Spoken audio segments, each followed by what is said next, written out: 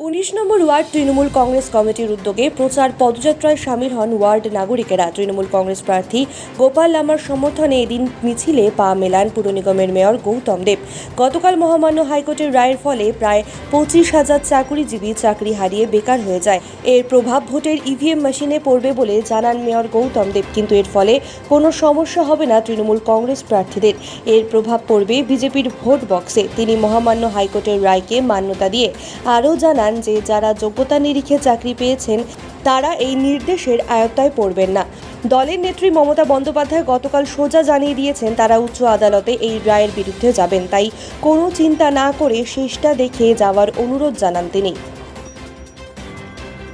প্রভাব তো বিজেপির বিরুদ্ধে পড়বে, কেননা প্রচুর চাকরিজীবী যারা কাজ করছেন শিক্ষক হিসাবে তারা যোগ্যতার ভিত্তিতে চাকরি পেয়েছেন। এটাকে ইনডিসক্রিমিনেট ওয়েতে সবারই চাকরি বাতিল করা হয়েছে। ইলিগালিটি যাদের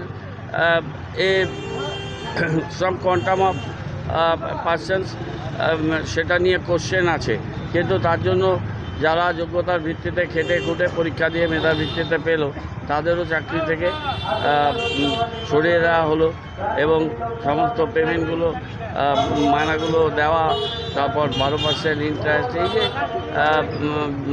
যে জাজমেন্টটা দিয়েছে এবং এই জাজমেন্ট একেবারেই ইলেকশনের সেকেন্ড ফেজের সামনে হয়েছে।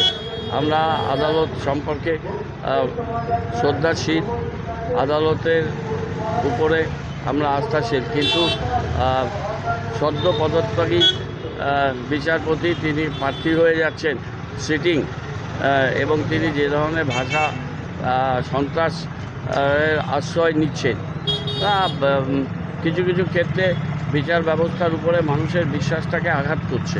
এটা গণতন্ত্রের পক্ষে খুব বিপজ্জনক। আমাদের এসএসসি এবং রাজ্য সরকার অ্যাপেক্স কোর্ট, সর্বোচ্চ কোর্টে এই রায়ের বিরুদ্ধে আপিলে যাচ্ছে। আমাদের যা বক্তব্য সেটা আমরা আইনজীবীর মাধ্যমে কোর্টে প্লেস করব। আমরা চাই যে যারা মেধার ভিত্তিতে চাকরি যারা পেয়েছেন, চাকরি করছেন, তাদের চাকরি বহাল।